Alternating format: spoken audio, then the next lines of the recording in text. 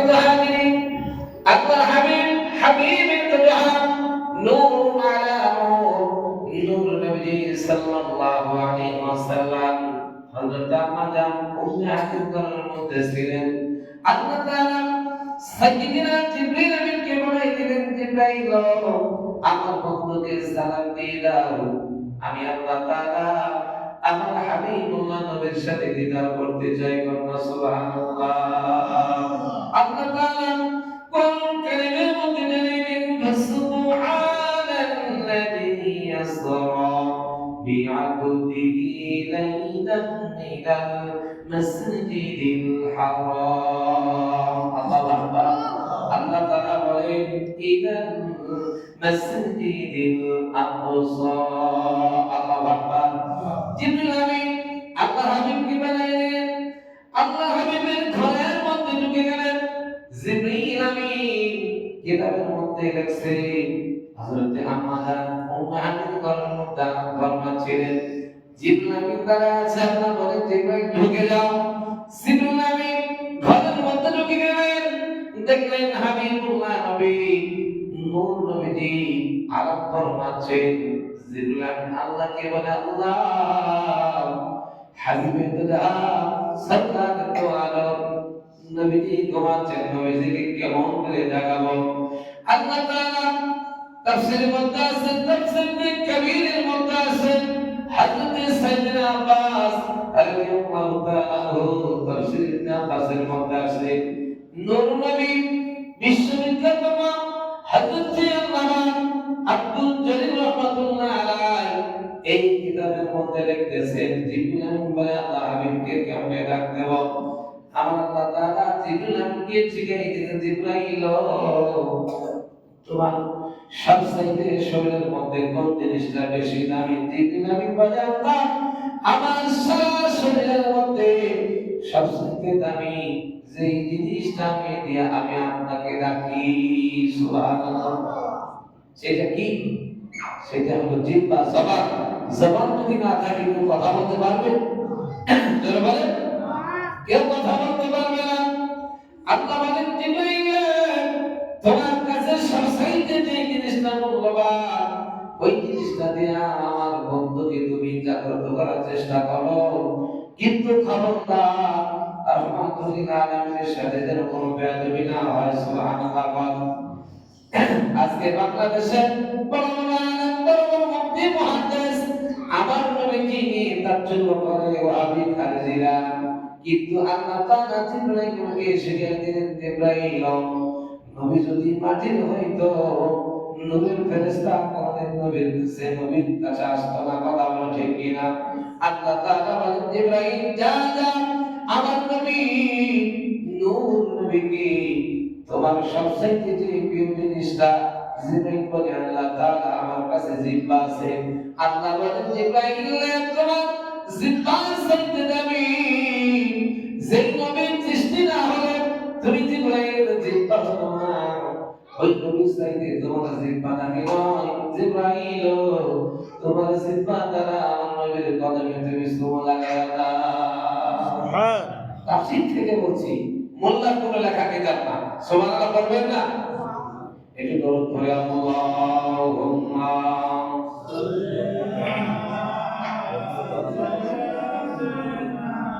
মাওলানা মুহাম্মদ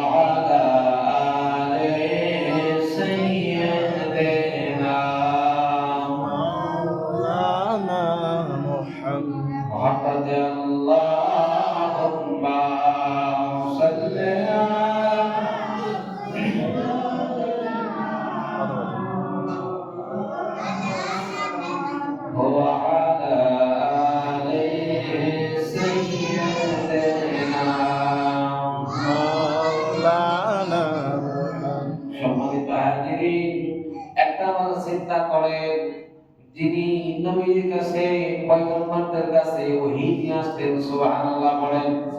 সাইয়েদনা জিবরাইল আমিন বলে, দুনিয়ার মানুষেরা আমি জিবরাইল জিহ্বা লাগিয়ে দিলাম গো, হাবিবে কিবরিয়ার কদম মোবারকে জিহ্বা লাগিয়ে দিয়েছি।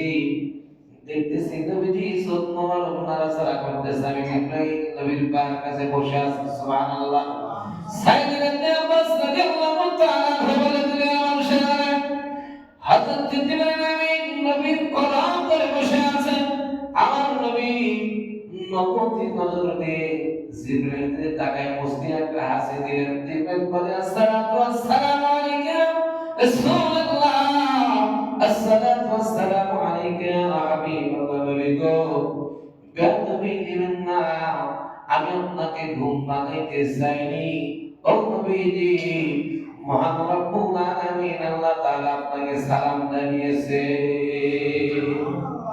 রাসূলকে কে সালাম দিয়েছে আল্লাহ তাআলা বলেন জিবরাইল বলে নবীজি আল্লাহ আপনাকে সালাম জানিয়েছে নবী গো আজকে বদনিতে আল্লাহ আপনার সাথে দিদার করতে চাই নবীজি উঠুন তাড়াতাড়ি আল্লাহ পাকের দিদারে আপনাকে যেতে হবে আমার নবীজি ঘুম থেকে উঠে বললেন জিবরাইল কোথায় যেতে হবে জিবরাইল বলে ইয়া রাসূলুল্লাহ সর্বপ্রথম জমজম কূপের কাছে আপনাকে যেতে হবে জমজম কূপের কাছে নবী চলে গেলেন নবীজি সিনা মোবারক চাকা হলো নবীজি ভিতর থেকে সিনা মোবারকের মধ্য থেকে হাড়টা দুধটাকে বের করা হলো তার সেই মধ্যে আছে জমজমের পবিত্র পানি দিয়া ধন্য করা জিবরাইল আবার সেদিক করে দিলে আর ওযুর পানি দিলে নবীজি জমজম কূপের পানি দিয়ে ওযু করা শুরু করলেন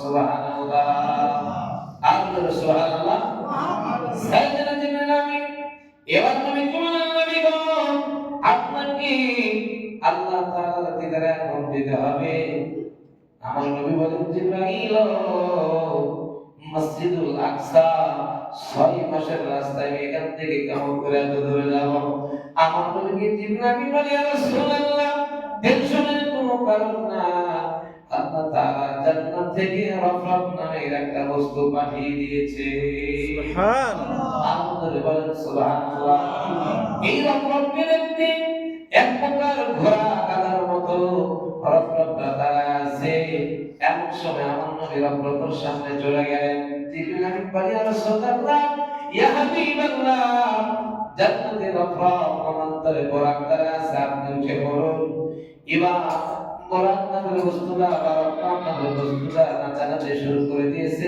চোখের মধ্যে পানি দেখা যায় আমার নবী বলেন আপনার চোখের মধ্যে কেন পানি গো এবার বলতেছে ইয়া রাসূলুল্লাহ ইয়া হাবিবাল্লাহ জান্নাতের মধ্যে অনন্ত বরাক রফরফ থাকবে নবীজি নবীজি জান্নাতের মধ্যে আপনি যে ঘোড়াতে উঠে আপনি জান্নাত ভ্রমণ করবেন নবী গো আপনি আল্লাহর কাছে দোয়া করেন আজকে আমাকে ওয়াদা দিয়ে যান আজকে যেমন আমার বোরাকের পিঠে চলে আপনি মসজিদুল আকসাকে আপনি চলে আল্লাহর দরবারে যাবেন ও নবীজি জান্নাতের মধ্যে যেন আমার পিঠে উঠে আপনি সরেন এই দোয়াটা করে দেন আল্লাহ সুবহানাল্লাহ আর মিয়া জান্নাতের বস্তু রাসূলের জন্য পাগল সুবহানাল্লাহ পায় কিন্তু সমস্যা হলো আমাদের দেশের কিছু উলামা মাসায়েখ যারা নবীর নাম বিক্রি করে খায় বড় বড় হাফা জুব্বা পরে দাঁড়িয়ে টুপি লাগাইছে বাবা গো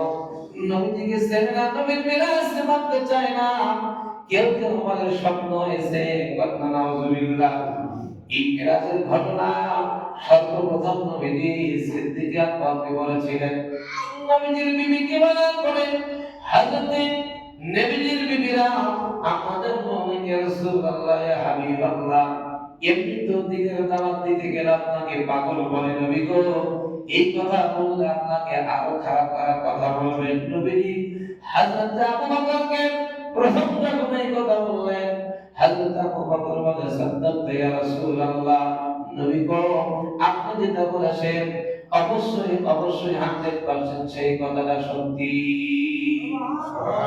নবীজি বলেন সিদ্দিক আকবর আবু বকর সিদ্দিক শুধু তুমি আবু বকর নয় সিদ্দিক আকবর এক কথায় তুমি বিশ্বাসী গো সুবহানাল্লাহ আল্লাহ সুবহানাল্লাহ নবীজিকে আবু বকর চিনছে কিন্তু আবু জেহেল কথা কয় না আবু জেহেল কি চিনছে আবু জেহেল কিন্তু চেনে নাই একটু দরুদ করেন আল্লাহুম্মা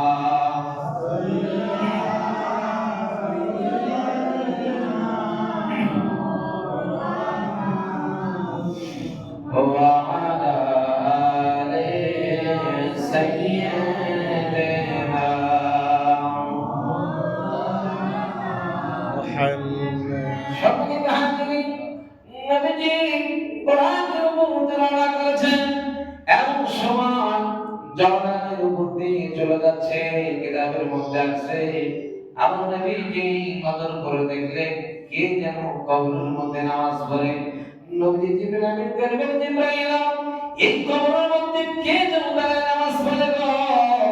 জিবরিল আমিন বলে, ইয়া রাসূলুল্লাহ, ইয়া হাবিবাল্লাহ, ইনি আর কেউ না, ইনি জমিন কাতর পয়গম্বর হযরত মুসা কালিমুল্লাহ।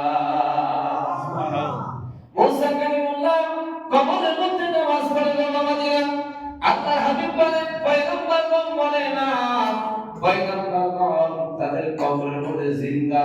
শুধু তাই নয়, তাই নয়, ইসলামের জন্য যারা শহীদ হয়, ইসলামের জন্য যারা জীবন দেয়, তাকুলু লিমান ইয়াকতালু ফি সাবিলিল্লাহি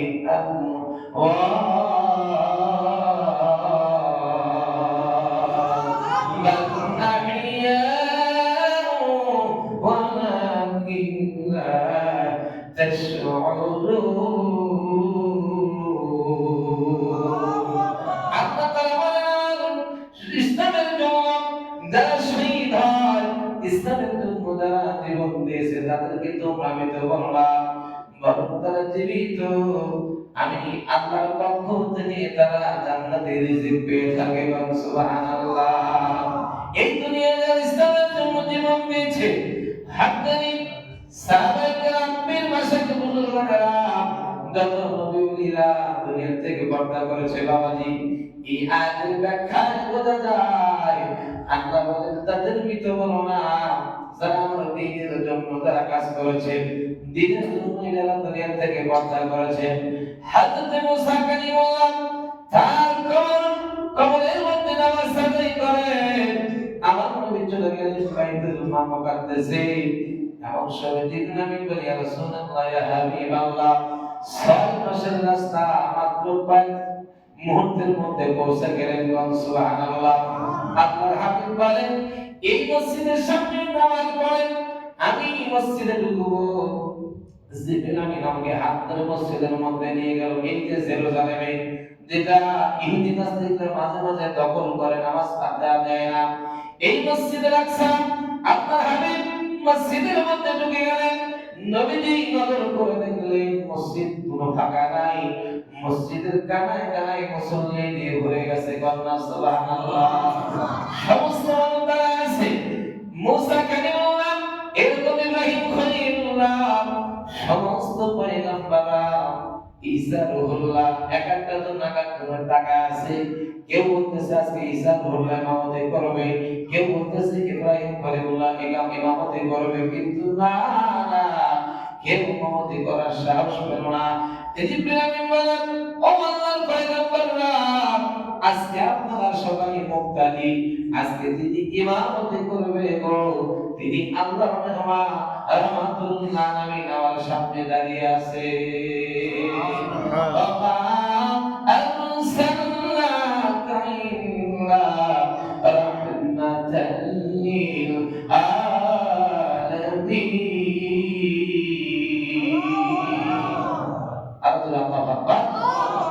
যেহেতু সময় খুব সংকীর্ণ, আগামী জুমাতে টাইম রয়েছে। আগামী জুমাতে পবিত্র লাইলাতুল শবে মেরাজ, লাইলাতুল মেরাজ, এই রজনীতে আমরা রাসূল আল্লাহ পাকের দিদার লাভ করেছিলেন। পূর্ণাঙ্গ আলোচনা, বাকি আলোচনা হবে। যে আপনারা আগামী শুক্রবার মসজিদে ঈশার নামাজ পড় থেকে মসজিদে আলোচনা হবে, মিলাদ মাহফিল হবে। আপনারা উপস্থিত যারা আছেন, উপস্থিত খুশি মনে তাবারুকের জন্য যে হুজুর আমি এত টাকা দিলাম, 100 ভাগের 200 ভাগের 50 ভাগ একটু